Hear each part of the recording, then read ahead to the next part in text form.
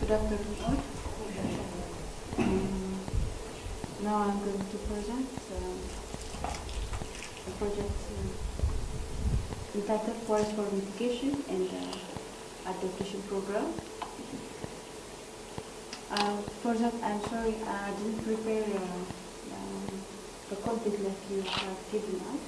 But before I came here, I just tried to develop something according to this template. So I would like to present that. Can you, while presenting, is it possible to try and do it in the terms of current situation, etc.? Yeah. Project is entitled Forest Mitigation and Adaptation. It's not actually necessary because I know. I like to see current situation according to in different ways. The first one is emissions. So under emissions, during the development of the CRIBS strategy, CRIBS means the government of Ethiopia has said a strategy that means climate reliance green economy. It's a strategy of Ethiopia, and Ethiopia has conducted detailed analytical work regarding the emission baseline and the corresponding projection transition of two different development pathways. Before they put a strategy of CRG, they did a baseline regarding emissions and so on and so on. But before that, BAU means business as usual. The projected emission will increase from 150 metric ton carbon in 2010 to 400 by 2030 before they put a strategy. And in the base year, that means on 2010, the forest sector has been identified as the second largest emitter, amounting to 37% of total national emission. And under the CRG development pathway, it was one of the 4 pillars. It's now said as in under CRG, with the abandonment potential of 130 metric ton carbon sequestration. So accounting for, as in the CRG project, it will be around 50% of the emission will be from forest sector. And in terms of climate vulnerability, the future climate projections are also seemingly dissimilar and will definitely challenge the very existence of this nation, as there is a wide consensus among climate change models. Most models did not discriminate the temperature gradient between lowland and the adjoining highland of Ethiopia, showing an increasing temperature trend. But climate projections showed high uncertainty with the rainfall projection ranging from 25 to about 30% by 2050. It has been estimated that, consequently, drought alone can reduce total GDP by 1% to 4%, while soil erosion reduce agriculture. Consequently, the GDP of the country by 2 to 3%.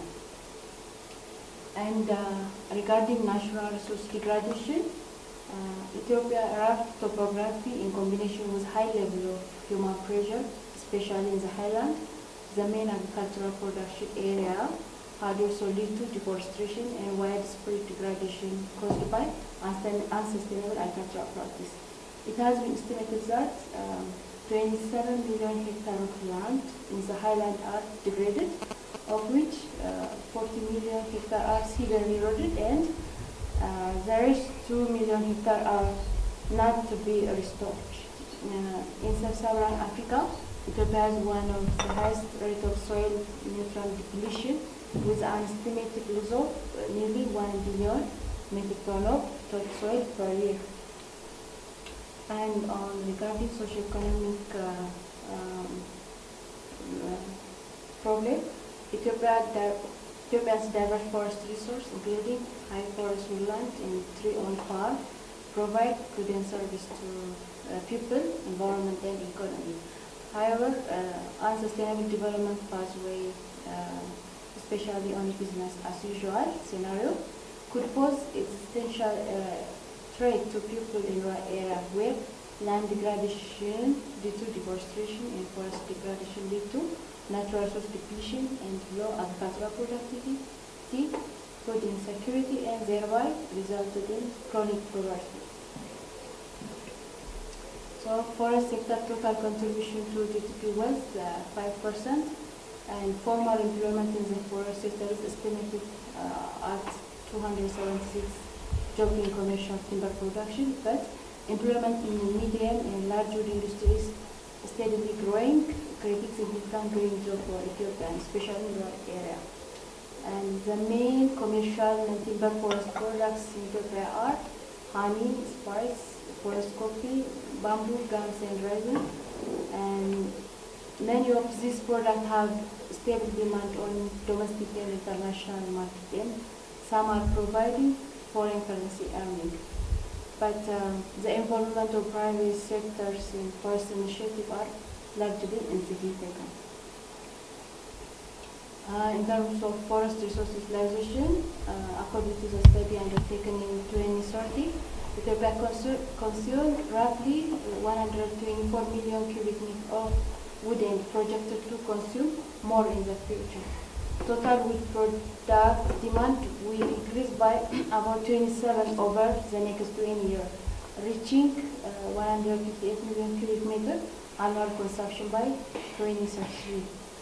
So wood fuel, including fuel wood and charcoal, will also continue to be the main forest product consumed, although its relative share is expected to decrease in the coming years. And institutional, Ethiopia has taken bold steps to reduce the impact of climate change.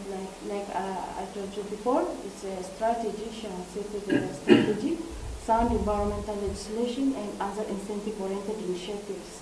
However, the full effect of such a measure, this includes the initiative made by Red Plus and other organizations I have tried to see.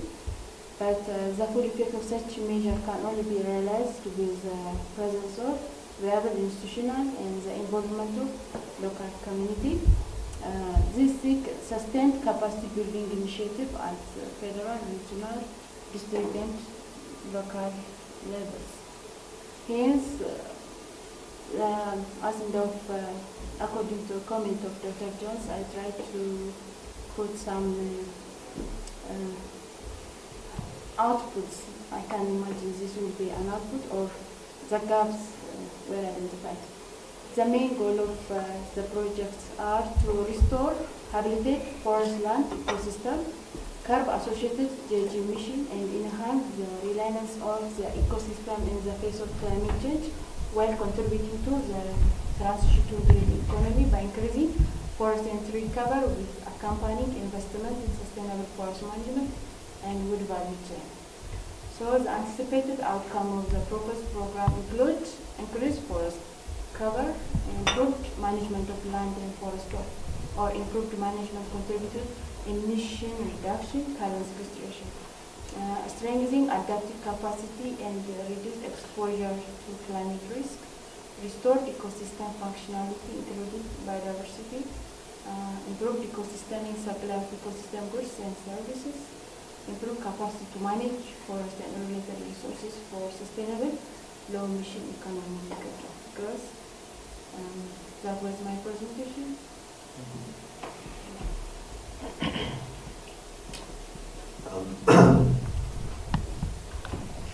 Well, my first question then is, what is the problem? Specifically, what, looking at that, you can sort of work backwards a bit from the outcomes to guess what the problem is. But how would you characterize the specific problem that the project would target and try to solve? The main target is degradation and deforestation. Okay, but what's causing that? So that degradation is, if you like, it's a problem obviously with degradation, but you can see it as being caused by something, and that something is the problem that you want to solve so that you don't degrade. You see what I mean? degradation is a problem, but it's caused by something. And what is the cause that you're looking to solve, change? The first one is deforestation. Farmer deforestrates forests knowingly and unknowingly. They might have knowledge of the importance of forests. And the second list is extreme farming values. These are majorly identified as the above, but we can't say able to stop cutting that tree something, but we need to give them other means of livelihood. We try to include in a project how they can compensate those needs by providing like scaling up agroforestry technologies and electric saving stores. And there are a lot of things we're going to do. And the other is erosion because of that deforestation. Highland areas now became highly eroded and even now reaching around 2% of the area could not even be restored. It's highly severely eroded. So that area needs to be covered by tree plants. So we are trying to rehabilitate the area also. So, I mean, again, these are sort of outcomes, you know, degradation, soil erosion, etc. These are outcomes of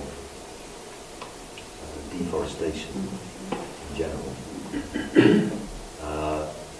And so, you know, what is causing deforestation? Because you can just plant trees, but if the same cause is causing deforestation, it doesn't change the cause. So what? This is what I mean by trying to identify the problem. Is what is causing the deforestation, and I'd say I can make some guesses by working backwards from the outcome. But there's a system of things going on which is causing deforestation, and understanding that system that ends up with this deforestation and then all of the other problematic outcomes. What is it in the system that is causing deforestation? And it could be many things, but we're trying to see the system altogether. I'm sure you can make some guesses, probably more than, maybe even better than guesses, as to what is causing the deforestation. It's not guessing actually. I have read a document. It's population increasing, especially in Highland area. Population become highly dense, and the government is now trying to give education on especially in farm development. And it's not actually putting a policy, but there are different initiatives to understand this. That's an interesting subsystem there. You can say talk about family planning. Interesting that because population pressures are part of the problem, but it's not. It wouldn't simply be population growth because it depends what people do, but it is a factor. Let's say. So it's like the question then sort of focuses down on what do people do currently that is causing deforestation. So, what those people do currently is going to be made worse by more people doing those things. But what are those things that they are doing? Looking at resources always needed because if I give you an example, the farmer may have 6 or 7 children per household. So but he couldn't able to give the land to those for his son of babies. So the main option is just to cut a tree and have some lively incomes. And they might also migrate to the cities and do some labor work, some business. It's also an issue in the forest. So I think to extend farmland, the main option is just to cut a tree and extend cropping lands. That's an option. So we are also thinking of that. Okay, so one of the practices is related to livelihood pressures, which in terms of an actual thing that people do is chop down trees to extend farmland. And are they doing that because there is no other way, or because there are no other livelihood opportunities or options? Are there ways to intervene which either are, let's say, about sort of more kind of productive use of existing land? That may not be possible, but just as a question, are there ways in which to extend farmland, but at the same time have other kind of sustainable forestry practices? So you don't necessarily prevent people from extending farmland, but you do have some other kind of mitigating practices which compensate for that in some way. And again, these are areas that I know, I'm guessing. What about other, trying to develop other livelihood opportunities which encourage the conservation of forest, so that they depend on the forest actually continuing to exist, but they create livelihood options, and so on. There are questions, I think, in ways of understanding the problem and why it exists, and therefore what intervention might actually make more sense in the sustainability sense of what will actually be sustainable, including, things like population control as a kind of longer term as well. But population control is something that will take some time to be noticeable. And it is, depending on how it's done, it's highly contestable. And not everybody is necessarily going to follow that practice. So that is an uncertain, potentially debatable, contested sort of way to address the issue, but that doesn't mean to say we shouldn't try. But it's one factor. There are other things perhaps that can be done as well.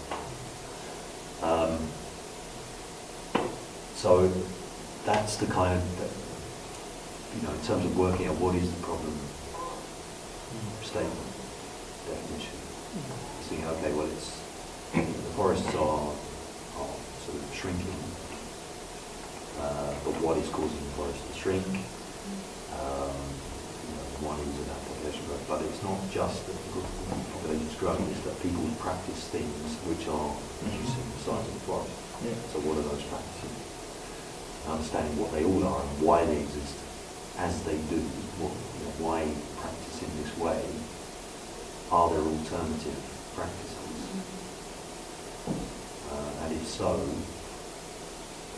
is it possible to find, to do a project intervention around introducing these alternative practices, which there may be several that we put together?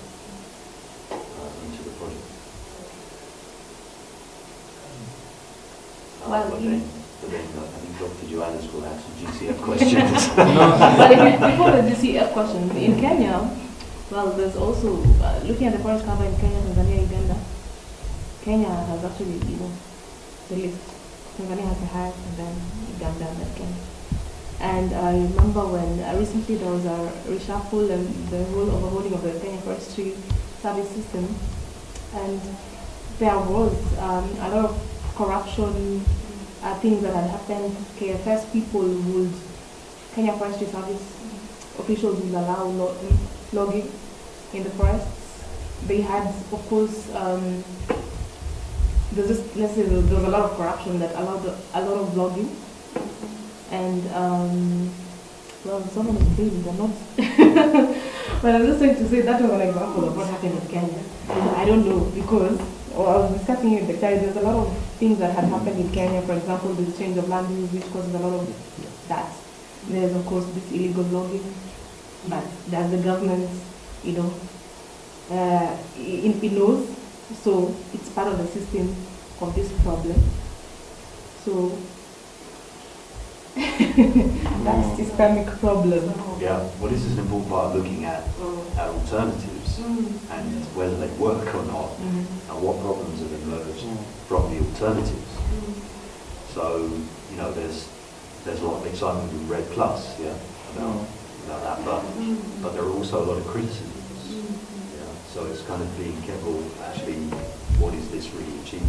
What new problems is it creating? Trying to be clear about those things as well.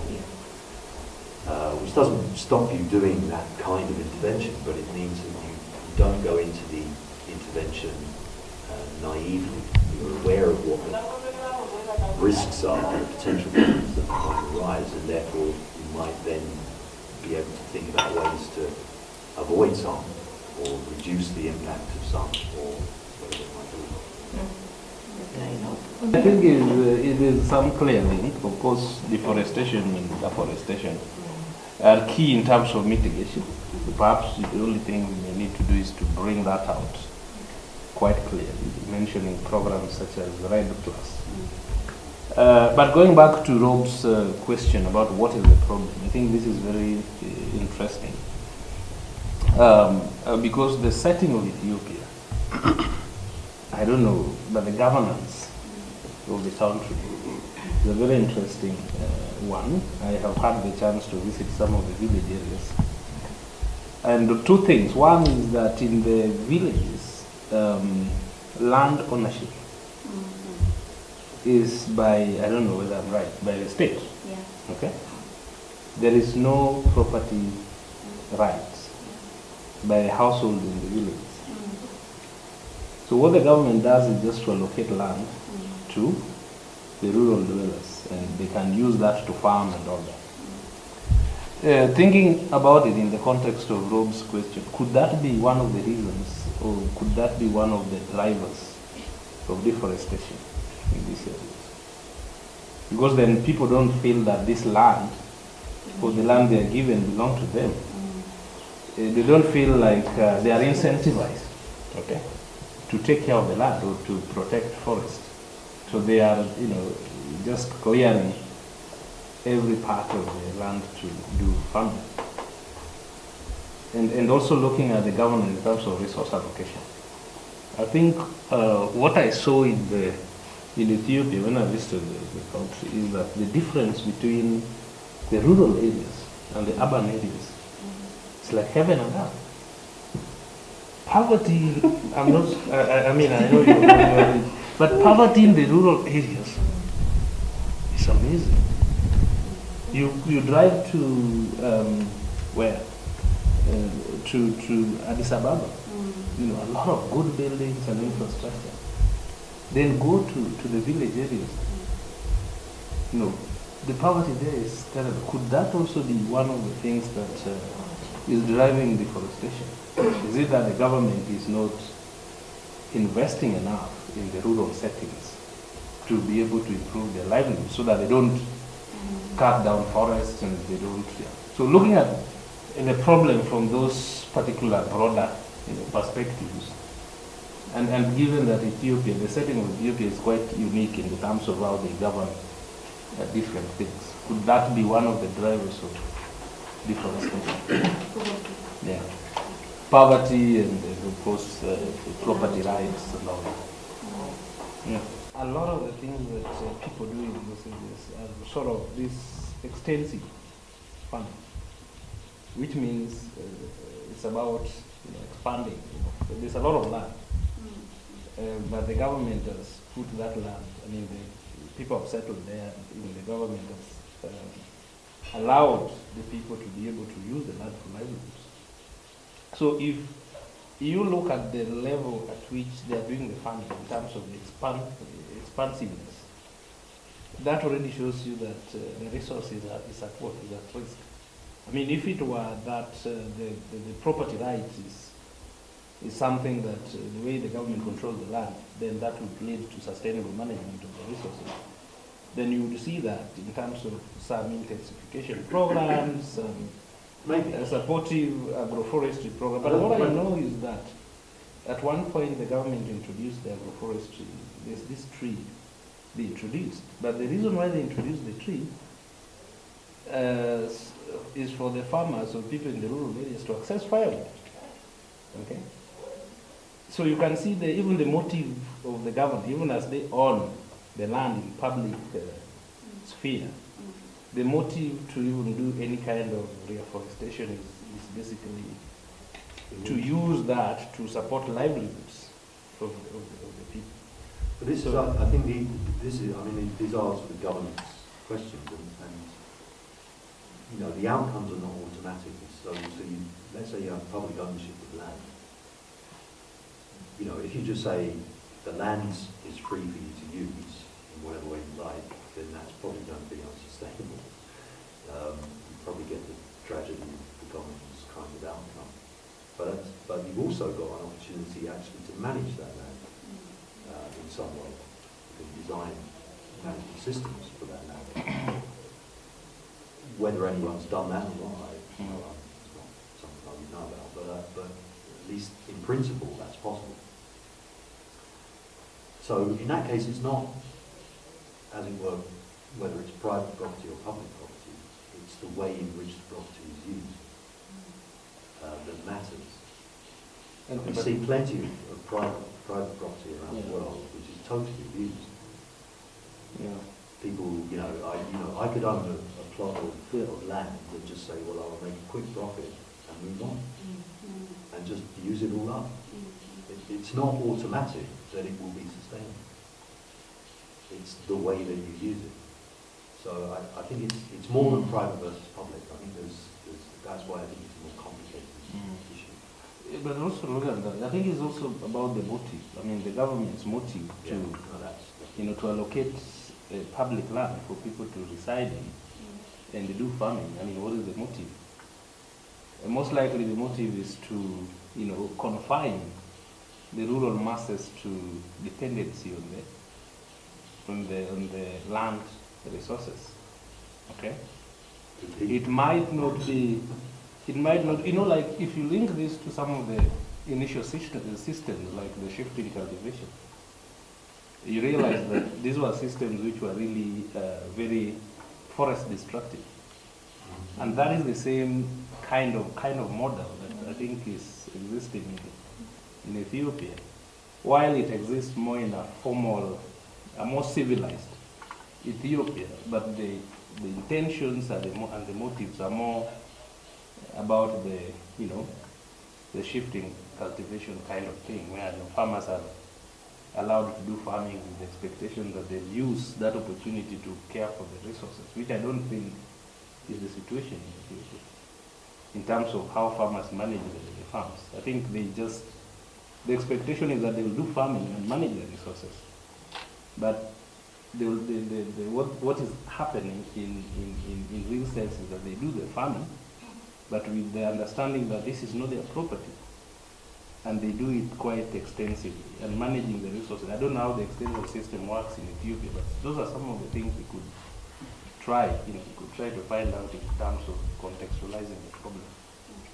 So in that system of ownership, at government can come any day and tell them you are get out of this land, or there is some sort of compensation. Yeah, I don't know, maybe she can. Not like that, actually. They don't need that. The problem is, Like Tanzania, land is the property of the government. And if you want to own land, you can get it you can get a lease of 33 years, 66 years, and 99 years. But there is also customary land ownership form of owning land. And in the customary system,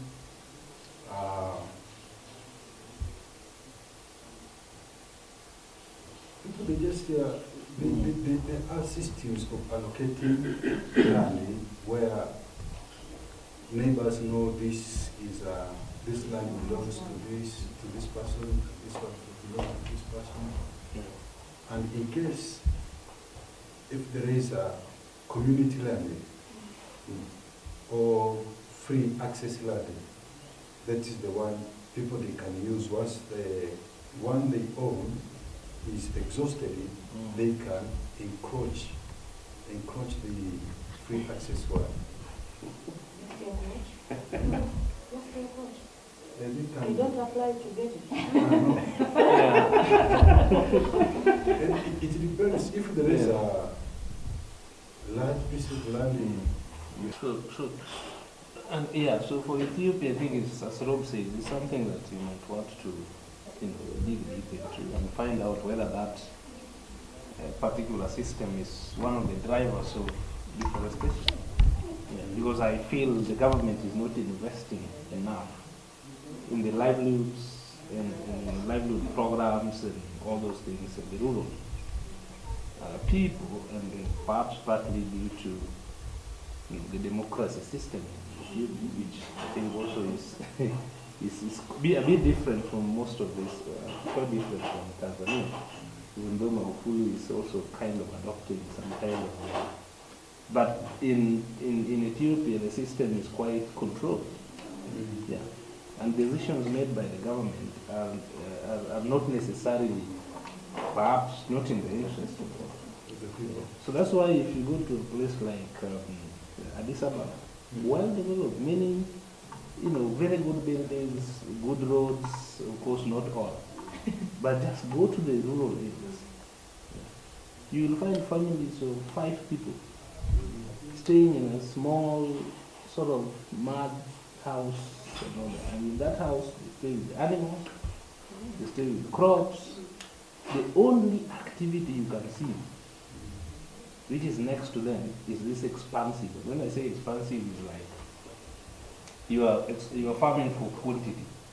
Expansive farming, where you want to dig a very large piece of land to get as much as there's perhaps no fertilizer support, no other alternative. Because if there were alternatives, you would see.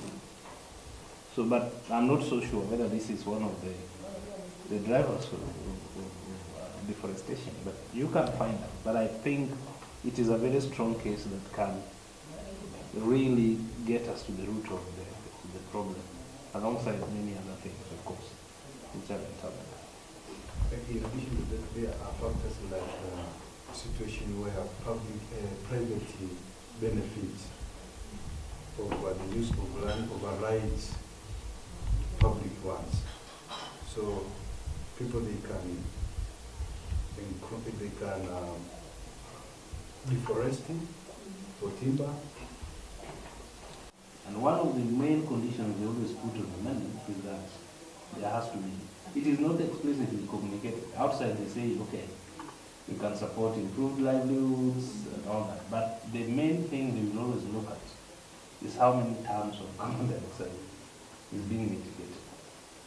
And even if you look at the projects which are gone through this year, just tell me which one is adaptation, like fuel adaptation or something like that. So the idea is to balance the two. And for you to balance the two, sometimes it's not straightforward, like the Ugandan case. It's not straightforward because you see the adaptation need is quite urgent and quite explicit. But through the CRIBS kind of thinking, the system kind of thinking, you are able to see what are the options for mitigation. Okay, because you are thinking more in terms of the different subsystems and stuff like that. So this is one of the things the CRIBS can also help in terms of making the proposal be aligned quite clearly to the aspirations of the DCF. But mitigation, I mean, for everybody, mitigation is like for you to get the CRIBS money, whenever you are, I mean, not CRIBS money, the GCF money, whenever you are, yeah.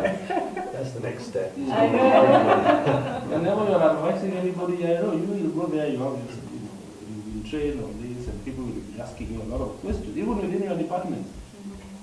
But just be, just tell the mitigation and adaptation how to be presented. But mitigation is very